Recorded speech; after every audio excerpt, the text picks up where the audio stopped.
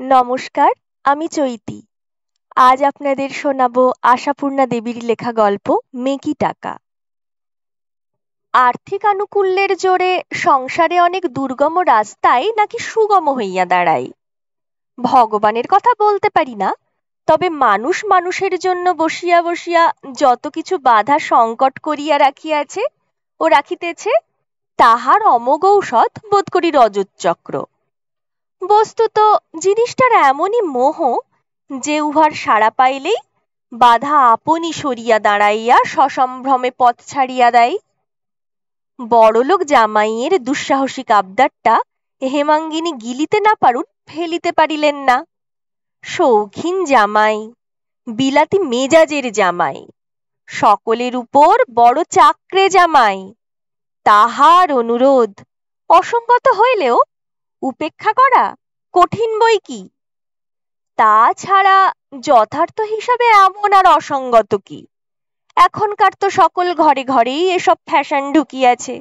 শুধু তাহাদের বাড়িতেই সংসারটার গায়ে এখনো সনাতনী ব্যবস্থা সাঁটিয়া ধরিয়া আছে। মডার্ন হাওয়া আসিয়া পর্দা ভাঙে নাই। এ বাড়ির মেয়েরা 12 পার হইলেই স্কুল ছাড়িয়া আসিয়া গিন্নিদের দলে ভর্তি হয়। ছোট ভাই বোনদের ঠ্যাঙ্গাইয়া হাত পাকায়। তরকারি বানাইবার সঙ্গে সঙ্গে কথা বানাইতে শেখে। একের কথা অপরের কাছে লাগাইয়া সুয় হইবার বিদ্যাটা আয়ত্ত করিয়া লইয়া ভবিষ্যৎ জীবনযাত্রার পথ সুগম করিয়া রাখে। এই বয়স হইতেই ইহাদের বাড়ির চৌকাঠ ডিঙাইতে গাড়ির প্রয়োজন হয়। নিকটতম আত্মীয় ব্যতীত পুরুষ মাত্রকে পরপুরুষ ভাবিয়া সন্দেহের দৃষ্টিতে দেখিতে শুরু করে। কর্তারা সন্ধানিক না করিয়া জল খান না। যুবকেরা জুতো খুলিয়া জল খায় এবং শাস্ত্র লিখিত ও শাস্ত্র বিগর্হিত অনেক কিছু ব্যাপার মানে ও মানে না। বাহির হইতে যেসব মেয়েরা বধূ হইয়া আসিয়া এ বাড়ির চৌকাঠে মাথা গলায়, এ বাড়ির অলিখিত আইন পুস্তকের নানাবিধ ধারা কণ্ঠস্থ হইতে বিলম্ব হইলে লাঞ্ছনার আর শেষ থাকে না।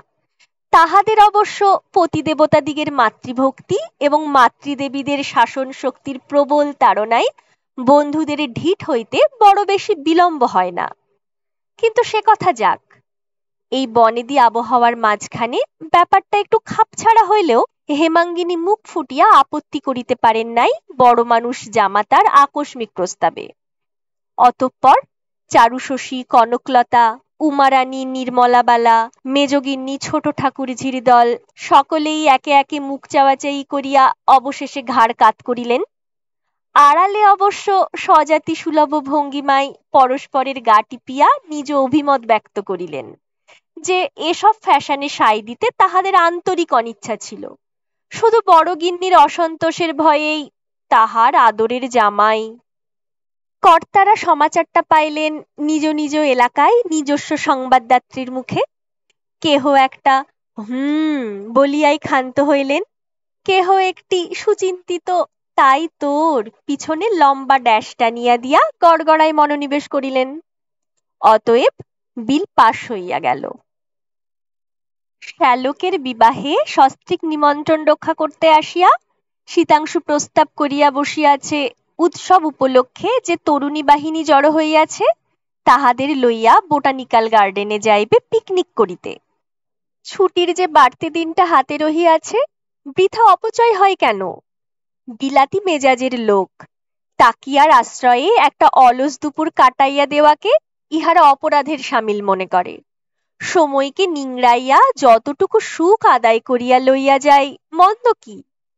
তা শীতাংশুর সৎসাহস প্রশংসার যোগ্য। একটা বিবাহ বাড়ি ঝাঁটাইলে অবিবাহিত তরুণীর সংখ্যা বড় কম হয় না। স্বেচ্ছায় অতগুলি বেওয়ারিশ মাল সামলাইবার ভার একলার ঘাড়ে তুলিয়া লওয়া কম বীরত্বের কাজ কি? তবে ওই পকেটের জোর থাকিলে সবকিছুই সোজা হইয়া আসে, এই যা। সে জামাই মানুষ, ভিতরের খবর সঠিক জানে না। বেশ তো বাবা, সবাইকে নিয়ে আমোদ আহ্লাদ করবে, এ তো আনন্দের কথা। তোমাদের সঙ্গে যাবে, তার আবার কি? ইত্যাকার মন্তব্যে সহর্ষ পুলকিত চিত্তে আনুষঙ্গিক ব্যবস্থা করিতে ছুটিল। গন্তব্যস্থলে আগেই 2 জন বামুন, চাকর ও রন্ধন ব্যবস্থার উপকরণ লইয়া বাড়ির একজন ওঁচা জাতীয় ভাগিনেও রওনা হইয়া গেল গাড়িতে। দেশি বিদেশি শৌখিন আহার্য বস্তু জড়ো হইল বিস্তর। বাজাইবার লোকের প্রাচুর্য না থাক, বাদ্যযন্ত্র সংগ্রহ হইল প্রচুর। তাস, লুডো, গ্রামোফোন রেকর্ডে টেবিল বোঝাই হইয়া উঠিল। শীতাংশুকে যেন নেশাই ধরিয়াছে। শ্বশুরবাড়িতে পয়সার নিতান্ত অভাব নাই, উৎসব উপলক্ষে খরচও মন্দ হইল না, কিন্তু সেই সব সৌষ্ঠবহীন অনুষ্ঠান অনবরত শীতাংশুর চক্ষুকে পীড়া দিয়াছে। অর্থকে সুচারুভাবে ব্যয় করিবার যে একটা আর্ট আছে, সেটা ইহাদের দেখাইয়া দিবার শখে বদ্ধপরিকর শীতাংশু ব্যবস্থায় ত্রুটির লেশও রাখে নাই।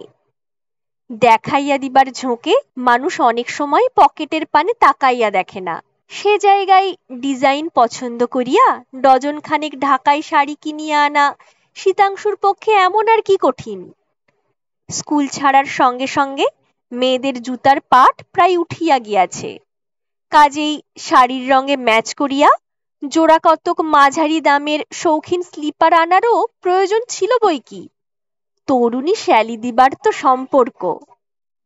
শ্যালিকা মহলের চাঞ্চল্য বর্ণনাতীত।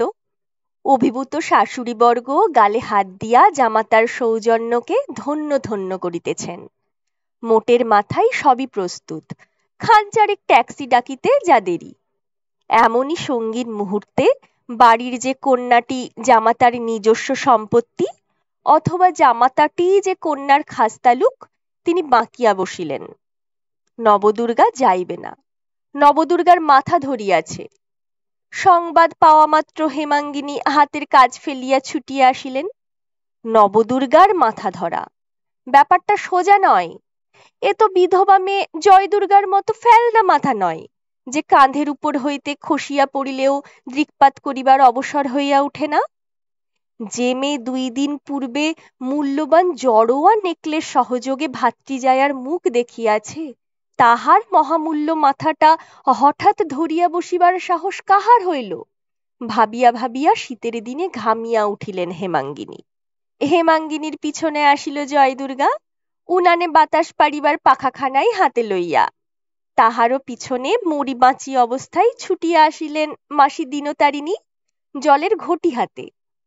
দিনতারিণী বিবাহ উপলক্ষে নিমন্ত্রণ রক্ষা করিতে আসেন নাই, আসিয়াছিলেন অতীতের কোনো এক বিস্মৃতি দিবসে ভগিনীর অম্বলসলের ব্যায়রামে সেবা করিবার অজুহাতে।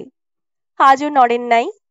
এখানে দৈবাত কোনোদিন হেমাঙ্গিনীর চোঁয়া ঢেকুর উঠিলে সবাক মমতায় বুকে হাত বুলাইতে বসেন ও সংসারের আর 5 জনের আক্কেলের দশা দেখিয়া অবাক বিস্ময়ে নিঃশ্বাস ফেলেন। আহা বাছারে, মরে যাই, মাথার যাতনা হবে না? কম অত্যাচারটা গেল, নাওয়া খাওয়ার অনিয়ম, শোয়ার কষ্ট সইবে কেন? তোকে বাছা পই পই করে বললাম সেদিন, হিম লাগিয়ে ছাতে বসে আলু ছাড়াতে যাস নে, শুনলি নে তো? ওদের সয় বলে তোর সইবে? বলে কিসের সঙ্গে কি পান্তা ভাতে ঘি। জামাই আমার যাই শিব তুলল, তাই এত কষ্ট স্বীকার করে 2 দিন রেখেছেন। মাথায় খাবলা জল থাবড়াইয়া কপালে হাত বুলাইতে শুরু করেন মাসি। নবদুর্গা চোখ বুজিয়া উফ আহ করিতে করিতে একসময় বিরক্তি ভরে মাসির স্নেহ বিগলিত হাতখানা ছুঁড়িয়া ফেলিয়া পাশ ফিরিয়া কহিল, হয়েছে, আর কাজ নেই। বাব্বা, হাত তো নয়, কাঠের চোকলা, কপালটা ছড়ে গেল। এতখানি বয়সে মাসির বোধ করি এ অভিজ্ঞতা নূতন। তবে তিনিও নাকি একই ঝাড়ের মাস। অপমানে কালী মুখখানা বাঁকাইয়া, ননিদে গড়া হাত আর কোথায় পাবো বাছা? জন্ম গেল দাসীবৃত্তি করতে, বসিয়ে রেখে তো ভাত দেয় না তোমার বাবা, বলিয়া উঠিয়া যান। অতঃপর নবদুর্গার মাথার খবর সমাজের রাষ্ট্র হইতে বিলম্ব হয় না। অনুমানে মাথা ধরার কারণ নির্ণয় করিয়া মেজগিন্নি ছোট ঠাকুরঝির দল আড়ালে একচোট হাসিয়া লইয়া গাম্ভীর্যের মুখোশ আঁটিয়া সমবেদনা জানাইতে আসিলেন। আহা, তাই তো, বড় কষ্ট পাচ্ছে যে। মাঝে মাঝে হয় নাকি এরকম? বাতাসটা একটু টেনে কর না জয়া। সবাই মিলে ভিড় বাড়াচ্ছিস কেন? শর্ত ছুরিগুলো। জামাইকে একবার ডাকলে হতো না? ইত্যাকার অস্ফুট মন্তব্যে ঘর ভরিয়া গেল। ছুরিগুলার এখানকার অবস্থাও অবর্ণনীয়। এই পিকনিকের আশায় তাহাদের কত যে জল্পনা কল্পনা আলোচনা আয়োজন চলিয়াছে তাহার ইয়ত্তা নাই। নিমন্ত্রণ আমন্ত্রণ ব্যতীত শুধু শখের খাতিরে এমন একটি মনোরম বেড়ানোর ব্যবস্থা তাহাদের ভাগ্যে কখনো ঘটে নাই। বেড়ানো মানে কালেভদ্রে কখনো দক্ষিণেশ্বরে কি কালীঘাটে এবং তাহারই লাগোয়া চিড়িয়াখানা জাদুঘর। দুইখানা গাড়ি ঠাসিয়া কর্তাগিন্নি কুচোকাচা মেজো সেজোর দল হাঁপাইতে হাঁপাইতে গন্তব্যস্থলে পৌঁছানো, আবার সেই অবস্থায় ফেরা। মাঝারি বয়স পর্যন্ত গাড়ির সিটে বসিবার সৌভাগ্যই কাহারও হয় না।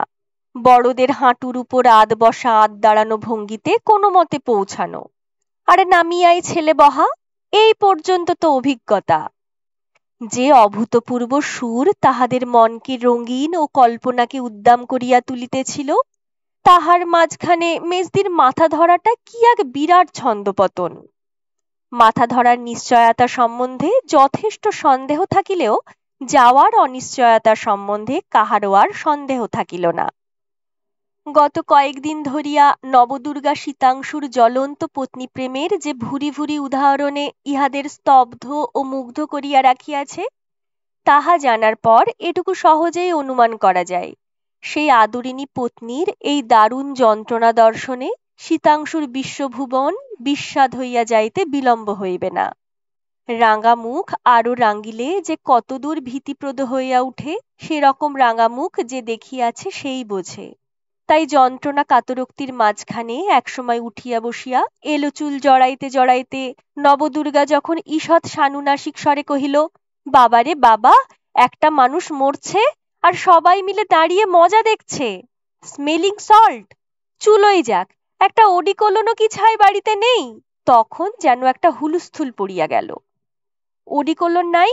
শিশি বোতল হাতড়াইয়া অনেকগুলো কালির দোয়াত ও গোলাপ জলের বোতল ভাঙ্গিয়া এক শিশি অগুরু সংগ্রহ হইল। হইল বটে, রহিল না। অবহেলার ঠেলা খাইয়া সে বেচারারও একই দশা ঘটিয়া গেল। এই জনারণ্যের মাঝখানে শুধু একজন অনুপস্থিত ছিল, সে সেজখুড়ির মেয়ে রমলা। বাড়ির মেয়ে হইলেও এ বাড়ির আওতায় তাহার কমই লাগিয়াছে। সেজকর্তার অল্প বয়সে মৃত্যু ঘটায় শিশুকন্যা লইয়া সেজবউ পিত্রালয়বাসিনী হন। অধিকাংশকাল তাহার সেখানেই কাটিয়াছে। কাজকর্মে আসিয়া 1-2 মাস থাকিয়া যান মাত্র। রমলা একটু মেশে কম, সেজন্য আড়ালে তাহার ঠেকারি ফ্যাসানি ইত্যাদি অনেক বিশেষণ আছে, জানিতে পারিলেও রমলা ততটা কেয়ার করে না। নবদুর্গার এই রায় ধরো ধরো ভাব এবং বাড়িশুদ্ধ লোকের গদগদ ভঙ্গি তাহার অসহ্য লাগে। আজও সে আপনার ঘরের মধ্যেই ছিল। বার কতক কাঁচ ভাঙার শব্দে অসহিষ্ণু হইয়া এ ঘরে আসিয়া দাঁড়াইল। নবদুর্গাও যে ইহাকে 2 চক্ষে দেখিতে পারে না, ইহা সহজেই অনুমেয়। বাঁকা ভুরু আরো বাঁকাইয়া কহিল, তবু ভালো যে এতক্ষণে মহারানীর দেখা পাওয়া গেল। মেয়েকে তৈরি করেছ বটে সেজখুড়ি। আবার সেজন্য সেজখুড়িকে নিয়ে টানাটানি কি জন্য? রমলা বলে, কিন্তু ভাঙা কাঁচের গুঁড়োর কিছু ভালো দাওয়াই তৈরি হয় নাকি? কেবল শিশি বোতল ভাঙছে কেন? মেয়ের কথা শোনো একবার, মেজখুড়ি ধমক দেন। কষ্টে বাঁচছে না মেয়েটা, আর রঙ্গ করতে এলো। কি সব ওষুধের নাম করছিল, পাওয়া গেল না তো। খুঁজতে গিয়ে শিশি বোতল 2টো ভেঙে গেছে বুঝি। রমলা ঈষৎ নরম সুরে কহিল, ওষুধটা কি মেজদি? ওষুধ আর ছাই, এমন অপরূপের বাড়ি যে একটা ওডিকোলন থাকে না। কি করে কাটাই মানুষের সব বাড়িতে?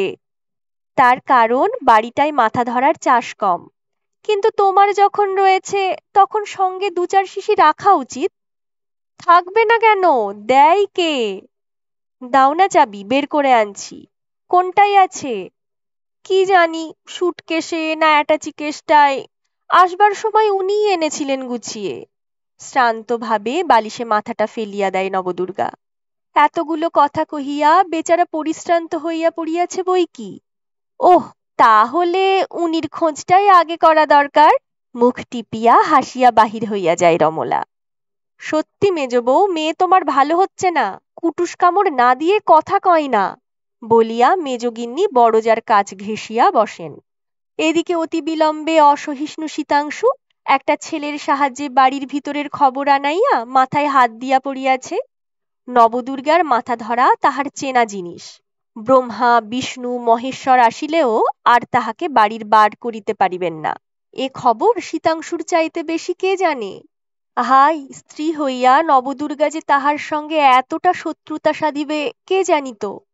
ঢাকায় শাড়ি দেখাইবার অছিলায় একবার অন্তঃপুরে ঢুকিয়া রূপসী পত্নীর ভারাক্রান্ত মুখ দেখিয়া আসা অবধি শীতাংশু মনে মনে কিঞ্চিৎ শঙ্কিত হইয়াছিল বটে, কিন্তু সত্যই যে সে এত লোকের মাঝখানে এমন কেলেঙ্কারি করিয়া বসিবে এতটা আশা করে নাই।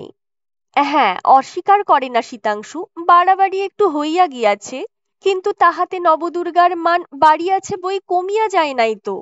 তবে এই যে জড়োয়া নেকলেসখানা বিনা বাক্যে কিনিয়া দিল, শীতাংশুর স্ত্রীর মান বাড়ানো ছাড়া কি উদ্দেশ্য সিদ্ধ হইয়াছে?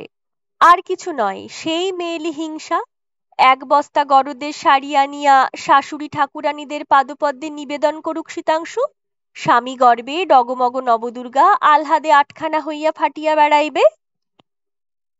কি জামাইবাবু, কি ধ্যান করছেন? চিন্তা সাগরের গভীর তলদেশ হইতে টানিয়া তুলিল রমলা। ধ্যান? ও আচ্ছা, আন্দাজ করো। আন্দাজ আগেই করেছি, শুধু ওডিকোলনের শিশিটা কোথায় থাকা সম্ভব সেইটাই আন্দাজ করতে পারছি না। ওডিকোলন? ঈষৎ বিমূঢ়ভাবে তাকায় শীতাংশু। হ্যাঁ, শিরোপীড়ার অব্যর্থ মহৌষধ। প্রেয়সী যে শয্যাগত সে খবর রাখেন? হ্যাঁ, কে যেন বলছিল। একটু ন্যাকামির ভান করে শীতাংশু। বেশ সময় বুঝে মাথা ধরালেন তোমাদের দিদিটি। ওটা সময় বুঝেই ধরাতে হয় জামাইবাবু, হাতের পাঁচ, দরকার মতো কাজে লাগানো চলে।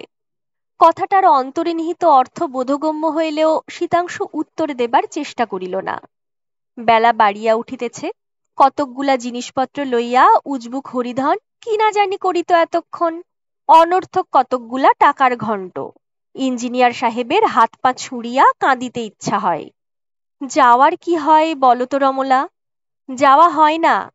বেশ তো গম্ভীরভাবে রায় দিলে। এত সব আয়োজন নষ্ট হবে। উপায় কি? ওটা আপনার আক্কেল সেলামি। উপরওয়ালার অনুমতি না নিয়ে কাজে হাত দিতে যান কেন? শীতাংশু ঈষৎ চমৎকৃত হয়। এ বাড়ির মেয়ে এমন গুছাইয়া কথা বলিতে জানে নাকি? কি জানি, আলাদা করিয়া কাহারও সঙ্গে আলাপ করিয়া দেখা হয় না তো। আলাপ পরিচয় যা হয় নবদুর্গার এলাকায়, যেখানে ক্রমাগত নবদুর্গা আপনাদের চাল ফলাই, আর এহেন হোমরা চোমরা স্বামীটি যে তাহার কত অনুগত প্রতি কথায় তাহারই পরিচয় দিবার চেষ্টা করে। শীতাংশু হাসিয়া বলে, কেন, তোমাদের মেজদি সঙ্গে না থাকলে পৃথিবী অন্ধকার হয়ে যাবে? চলো না তোমরা, তাকে না হয় এক্ষেত্রে বাদ দেওয়া যাক। ইস, ভারী যে সাহস দেখছি। তার চেয়ে বরং দেখুন চেষ্টা করে, যদি বড় সাহেবের কাছে হালে পানি পান। শীতাংশুর বোধ করি পৌরুষ গর্বে আঘাত লাগিল। সত্যই তো, নবদুর্গা মনে করিয়াছে কি কেনা চাকর নাকি শীতাংশু, যে তাহার মন রক্ষা করিতে করিতেই মাটি হইবে? প্রশ্রয় পাইলে যে মেয়েরা মাথায় ওঠে এ কথা মিথ্যা নয়। আদর করিলে ভাবে খোসামত করিতেছে, অশান্তির ভয়ে পাশ কাটাইলে ভাবে ভয়ে চুপ করিয়া থাকে। অত বাড়াবাড়ি ভালো নয়। ঝাড়িয়া উঠিয়া পড়ে শীতাংশু। নাও নাও, চট করে রেডি হয়ে নাও। ওদিকে এতক্ষণে তোমাদের হরিধন দাদা বোধ করি আমাদের বিষয়ে নিশ্চিন্ত হয়ে পোলাওয়ের হাঁড়ি একলাই সাবার করতে লেগে গেছেন। তোমাদের মেজদি বেচারার কপালে নেই, তাই আধ কপালে ধরল। ওডিকোলনের শিশি দিবার সঙ্গে সঙ্গে আর একবার সকলকে প্রস্তুত হইবার জন্য তাগিদ দিবার কথা বলিতেই রমলা প্রবল আপত্তিতে মাথা নাড়ে। আমি কিছুটি বলছি নে, প্রাণের মায়া নেই আমার। হাসিয়া যেন হাওয়ার মতো ভাসিয়া যায় রমলা। মেয়েটা বেশ ইন্টারেস্টিং তো। নবদুর্গাকে আর যাই হোক স্মার্ট অপবাদ কেহ দিবে না।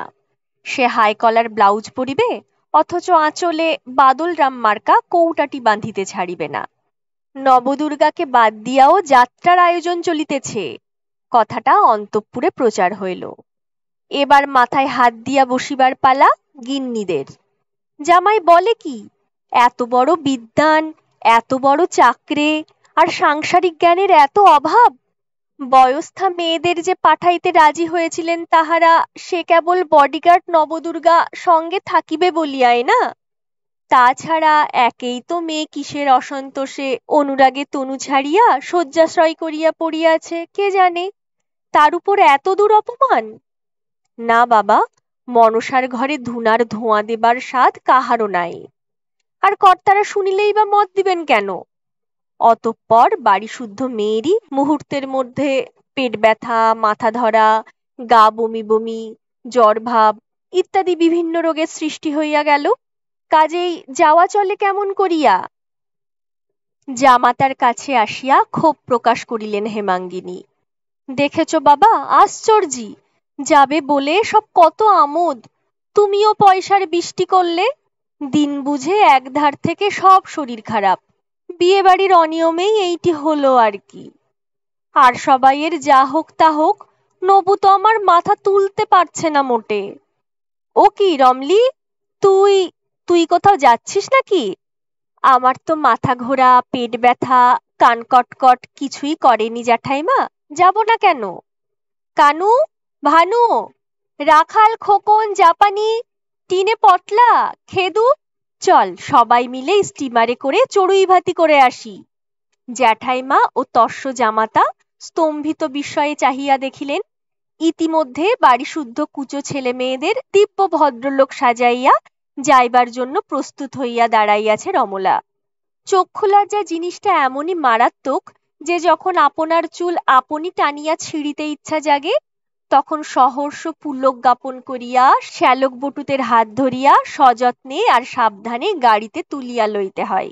শুধু মনেরই তিক্ততাটা নিতান্ত হজম করিতে না পারিয়া গাড়িতে ওঠার পর ক্ষোভের হাসির সঙ্গে শীতাংশু কহিল, বালখিল্যগুলিকে আনলে তো সাহস করে, সামলাতে পারবে? কাকে যে কখন সামলাবার দরকার হয় আর কে যে কাকে সামলায় তার কিছু ঠিক আছে কি জামাইবাবু? তাছাড়া ছেলে মানুষ, ওরাই খুশির মর্ম বোঝে বলিয়া কোলের কাছের ছেলেটার মাথায় সস্নেহে একটু চাপড় দেয় রমলা। ফিরিতে প্রায় সন্ধ্যা হইয়া আসিল। যে বিরক্তিতিক্ত মন লইয়া বাহির হইয়াছিল শীতাংশু, এখন আর তাহার চিহ্ন মাত্র ছিল না। আমোদ আহ্লাদের ত্রুটি হয় নাই, এবং ভোজ্য বস্তুরও যে যথেষ্ট সদ্গতি ঘটিয়াছে ভোক্তাদের পরিতৃপ্ত মুখচ্ছবি দেখিয়া সে বিষয়ে সন্দেহ থাকে না। পুরুষের চিত্ত আকৃষ্ট করিতে মেয়েদের দৈহিক সৌন্দর্য অধিক কার্যকরী, না মার্জিত রুচিবোধ অথবা আলাপ আলোচনার বিশিষ্ট ভঙ্গি? মনে মনে তাহারই হিসাব কষিতে কষিতে শীতাংশু কহিল, তোমার মতো সাহসী মেয়ে বড় একটা দেখা যায় না। রমলা মৃদু হাসির সঙ্গে কহিল, সাহস আর দেখলেন কোথা? থাকলে কি এইসব সেপাই শান্তির প্রয়োজন হতো? বলিয়া সঙ্গের শিশু বাহিনীদের দেখাইয়া দেয়।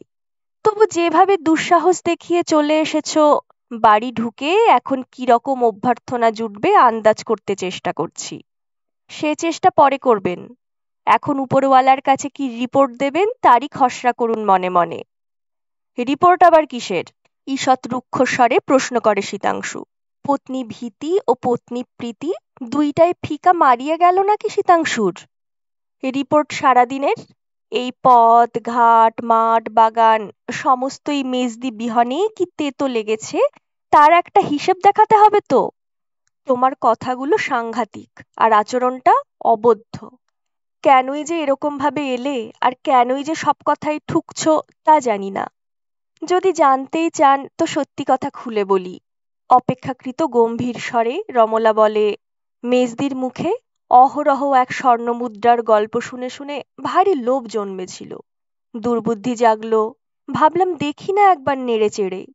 দেখছি মিথ্যেই খাটলাম। আসলে জিনিসটাই টাকার দামও নেই, মেকি টাকা। বটে, তাই নাকি? হ্যাঁ, ভাবছি মেজদিকে বলবো গিয়ে, মেজদি অচল টাকা বাক্সে রেখে স্বস্তিতে থাকিস সে ভালো, বাজারে চালাতে যাসনে। তাতে মান বাড়ে না, শুধু লোকই হাসবে। শুনছিলেন আশাপূর্ণা দেবীর লেখা গল্প মেকি টাকা। আপনাদের কেমন লাগলো কমেন্ট করে জানাবেন। আর যদি ভালো লেগে থাকে আমার চ্যানেলটি সাবস্ক্রাইব করে নেবেন এবং পরবর্তী ভিডিওর নোটিফিকেশন পেতে বেল আইকনটি প্রেস করে নেবেন।